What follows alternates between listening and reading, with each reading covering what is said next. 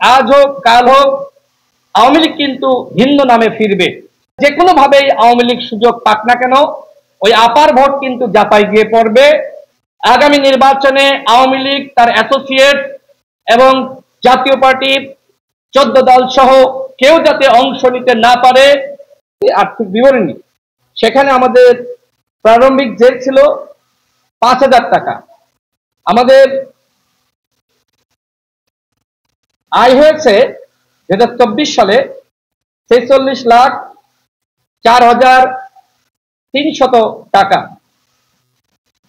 এবং আমাদের ব্যয় হয়েছে 45,96,88 টাকা। বর্তমানে আমাদের ওই বছরের উদ্বৃত্ত 13,212 টাকা। একটা সিএ ফার্মের মাধ্যমে আমরা এটা প্রস্তুত করে মাননীয় প্রধান নির্বাচন কমিশনের হাতে তুলে দিয়েছি। আমরা সর্বশেষ যেটি বলতে চাই, দেখেন, এই যে গণ অভ্যুত্থান, 2000 মানুষ শহীদ হয়েছে, 30,000 আহত যোদ্ধা।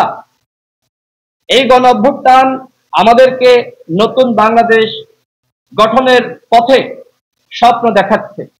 এই ব্যাপারে আমরা প্রধান নির্বাচন কমিশনারকে বলেছি যে আপনার হাতে মহান আল্লাহ রাব্বুল আলামিন সেই সুযোগটা দিয়েছে। আপনি হতে পারেন বাংলাদেশের ইতিহাসে সবথেকে শ্রেষ্ঠ প্রধান নির্বাচন কমিশনার। এবং আমরা তার কর্মযোগ্য ইতিমধ্যে দেখেছি যে তিনি সেইভাবেই কাজ করছেন। তার চাকরি জীবনে তিনি একজন দুর্নীতিমুক্ত মানুষ ছিলেন। ঠিক একইভাবে আমাদের এই কথার প্রেক্ষিতে তিনি বলেছেন যে আমার জন্য দোয়া করেন। আমি তো আমার কাজ করে যাচ্ছি, কিন্তু নির্বাচন তো আমি একা করব না। রাজনৈতিক দলগুলো যদি আমাকে সহযোগিতা করে এবং প্রশাসন, পুলিশ, সেনাবাহিনী সহ গণ অভ্যুত্থানে যারা ভূমিকা রেখেছে সমস্ত স্টেক হোল্ডার যদি আমাকে সহযোগিতা করে, ইনশাল্লাহ আপনারা যে প্রত্যাশা করছেন সেই প্রত্যাশা আমি পূরণ করতে পারবো। আমরা আমাদের দলের বিষয়ে যেটি তাকে আশ্বস্ত করেছি, গণ অধিকার পরিষদ বাংলাদেশের ইতিহাসের সবথেকে সেরা নির্বাচন যাতে এই নির্বাচন কমিশন করতে পারে সেই ব্যাপারে আমরা নির্বাচন কমিশনকে সহযোগিতা করব। আমি সর্বশেষ আবারও বলছি, জোর দিয়ে বলছি, আগামী নির্বাচনে আওয়ামী লীগ, তার অ্যাসোসিয়েট এবং জাতীয় পার্টি 14 দল সহ কেউ যাতে অংশ নিতে না পারে সেই ব্যাপারে নির্বাচন কমিশনকে অবশ্যই সচেতন এবং সোচ্চার থাকতে হবে। অন্যথায় যে কোনো ভাবেই আওয়ামী লীগ সুযোগ পাক না কেন, ওই আপার ভোট কিন্তু জাপায় গিয়ে পড়বে এবং আজ হোক কাল হোক আওয়ামী লীগ কিন্তু ভিন্ন নামে ফিরবে।